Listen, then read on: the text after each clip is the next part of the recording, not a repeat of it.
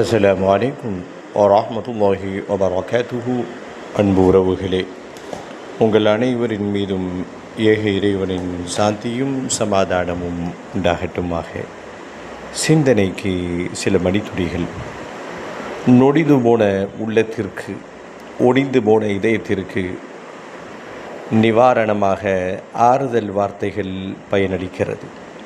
பொதுவாக மனிதர்கள் கவலையுறுகின்ற போது, அவர்கள் மனதால் பாதிப்படைந்து அவர்கள் சிரமத்திலே இருக்கின்ற போது, அவர்களுக்கு முதல் தேவை ஆறுதல் வார்த்தைகள்.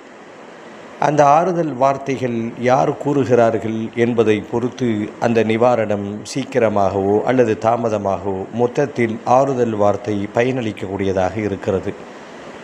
சம்பந்தமே இல்லை, அவர் யாருன்னு நமக்கு தெரியாது, சாலையிலே செல்லுகின்ற போது விபத்துக்குள்ளாகி கீழே விழுந்து கிடக்கிறார்கள், லேசான அடி, போய் முதுகை தட்டி கொடுத்து ஒன்றும் இல்லைங்க, கவலைப்படாதீங்க, பெரிய ஆபத்திலிருந்து இறைவன் உங்களை காப்பாற்றிட்டான் அப்படின்னு முன்பின் தெரியாத பல முகம் உடையவர்கள் பகிர்ந்து கொள்வதை நான் பார்க்கிறோம்.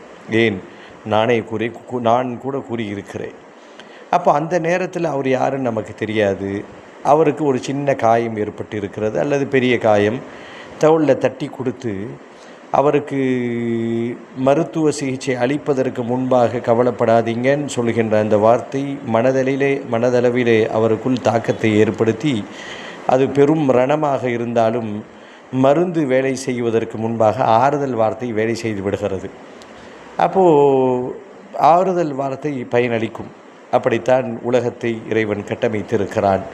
நொடிந்து போன உள்ளத்திற்கு ஆறுதல் வார்த்தை தேவைப்படுகிறது.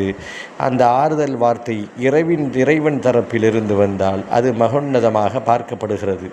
அதற்கு சக்தியே அலாதியானது. பயணிப்போம் இன்ஷா அல்லாஹ்.